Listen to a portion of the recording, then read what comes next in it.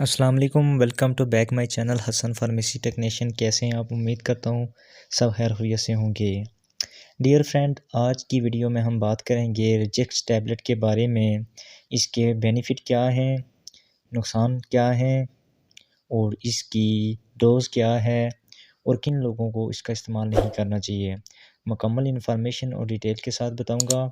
इससे पहले आप मेरा यूट्यूब चैनल सब्सक्राइब कर दें और बेल आइकन को प्रेस कर दें ताकि मेडिसिन रिलेटेड कोई भी इन्फॉर्मेशन जल्द आप तक पहुंचे। वीडियो स्टार्ट करते हैं। रिजेक्स टैबलेट ये एंटी एलर्जिक ड्रग है जो हर किस्म की एलर्जी को ट्रीट करने के लिए इस्तेमाल की जाती है। इसकी कंपोजिशन सिट्रीजन हाइड्रोक्लोराइड है।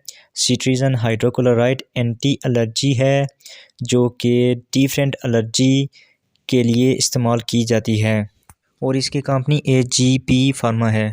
अब रिजेक्स टैबलेट के यूज़ेस के बारे में बात करते हैं। रनी नोज़, आपकी नाक बहती हो, नज़ले का मुसलसल जारी रहना, नाक का बंद हो जाना, कभी एक साइड से और कभी दोनों साइड से बंद हो जाना, नाक में इन्फ्लेमेशन हो जाना, इसमें रिजेक्स टैबलेट का इस्तेमाल किया जाता है।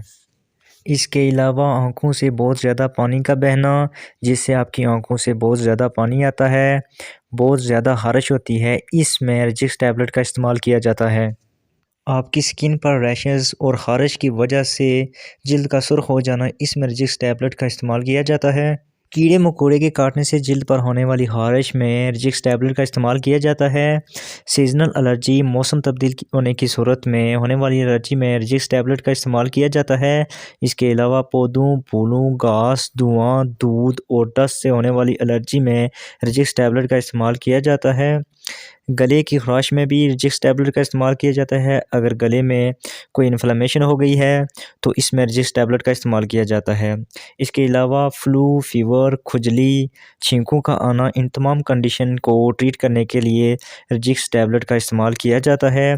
यानी ये हर किस्म की एलर्जी को ट्रीट करने के लिए इस्तेमाल की जाती है, क्योंकि इसकी कंपोजिशन जो है सिट्रीजन हाइड्रोक्लोराइड है जो मुख्तलिफ़ किस्म की एलर्जी को ट्रीट करने के लिए इस्तेमाल की जाती है।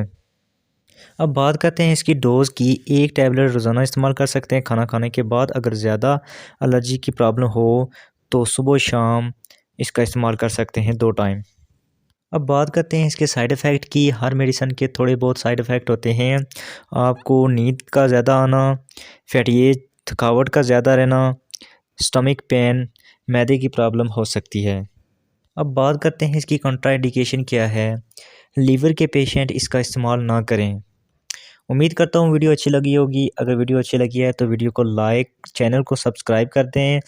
Thanks for watching. अल्लाह हाफिज़।